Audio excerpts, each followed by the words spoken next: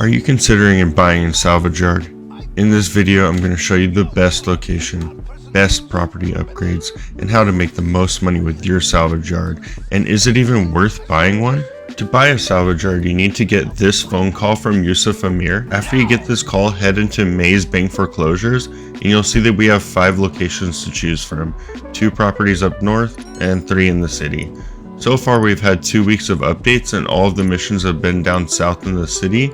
However, we don't know if Rockstar will plan on putting any of the robberies up north, but for now, I would recommend either getting Strawberry or Marietta Heights. Even though La Puerta is the most expensive one, I would not currently recommend it because there's a gang attack in the parking lot that keeps you from entering the business, and the vehicle spawns are so bad as they spawn outside the property over a massive wall, and it's just not worth the cost. I bought the one in Marietta personally because after driving to all 3, I liked how close Marietta was to my arcade, and it also has easy access to the highway. Okay, now let's talk about the upgrades. So the first one is going to be tint, and this is just going to change the inside color of your salvage yard. So just go ahead and pick whichever color you like. All of them are 75,000. Our second upgrade is going to be get trade rage, which we've never seen this before. What it's actually going to do is when you call Moore's Mutual after your vehicle is destroyed, you're going to receive a discount. So let's say, for example, your Oppressor Mark II gets blown up, and you would normally pay 10,000 to get it from being destroyed. You would now pay 5,000, which is a discount of 50%. So basically it's going to take you about 90 times to get your money back. You'll also receive a discount when you repair your vehicle at LS Customs. So if you have the money, sure, go ahead and get this one, but if not, it's not really worth it. As for the tow truck, you're going to want to get this upgrade because it's a massive part of this business. As for whether you get the tow truck or the tow truck beater, it doesn't really matter, just personal preference. They both do the same thing, one's just a little bit rustier. When it comes to the wall safe, there's a lot of false information around this one, so it doesn't really matter too much whether you buy it or not. The difference between buying it and not buying it is if you buy it, your max amount the safe can hold will increase to 250,000. If you don't buy it, your safe will look like this, and the max amount it can hold is 100,000. So if you can afford it, buy it. If not, it doesn't matter. Our last upgrade is the staff upgrade, and you're definitely going to want to buy this if you're trying to make the most amount of money, because this is going to double the speed in which your staff salvages the vehicles. We'll talk about this a little later. Okay, now let's get into what to do and how to make money with this business. So the first way to make money is through vehicle robberies, which is you go to this board, you're going to pull some sort of vehicle heist, grab the vehicle, bring it back, do the setups, all that stuff that goes along with it, and then you're either going to choose to salvage or sell the vehicle. The second way is to use the tow truck, and you're going to go out and grab a salvage vehicle, bring it back, and then you have to wait a certain period of time to be able to salvage and sell that vehicle. And then the third way is your wall safe. So let's get into each of those. Okay, let's get into the first way. So they're called vehicle robberies. They're somewhat like heists because you're going to have a scope out, some setup missions, some optional setup missions, and then you're going to go and do the vehicle robbery, secure the vehicle, and then come back and then sell the vehicle or salvage the vehicle. And we'll get into the breakdown of profits of whether you choose to sell them or you choose to salvage them. But first of all, I want to remind you that you can only do 3 a week.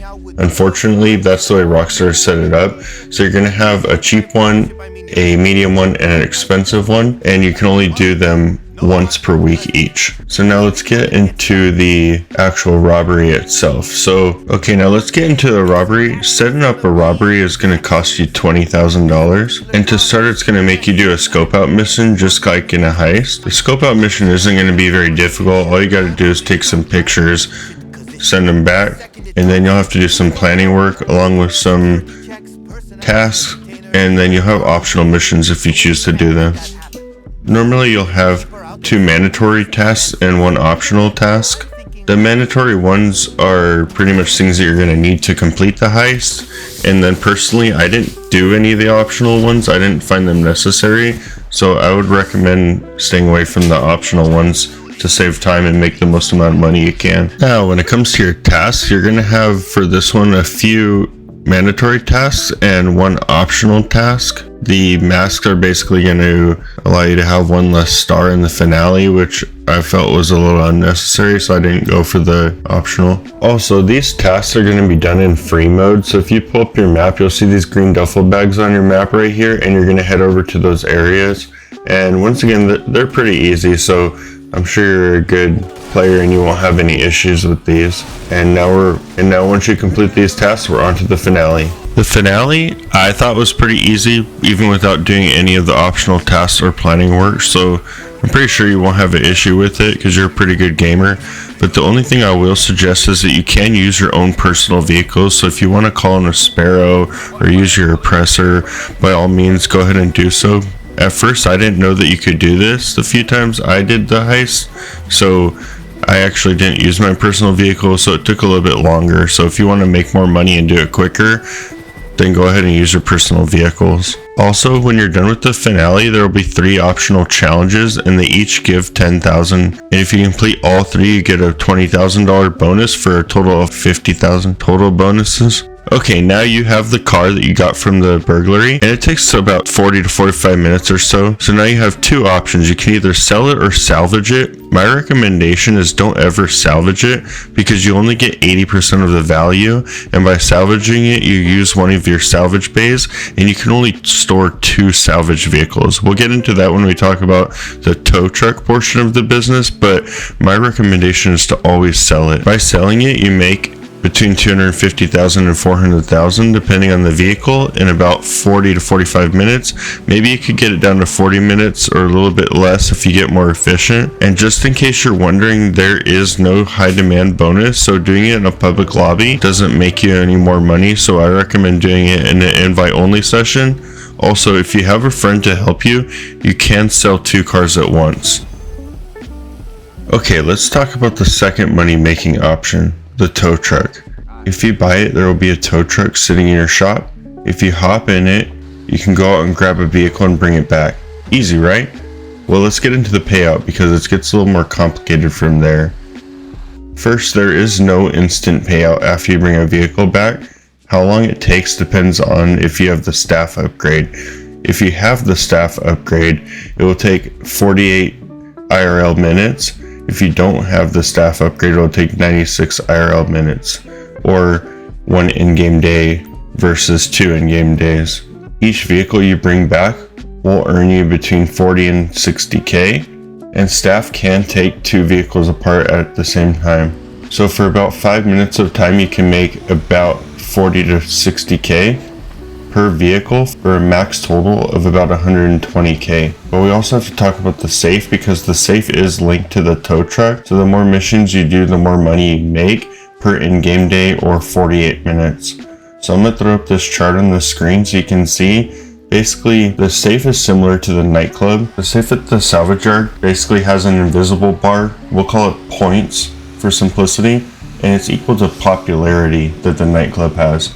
As long as you keep the wall safe points in your Salvage Yard up 90 plus, you make 24k, and the more days that it sits there, the less you make per day.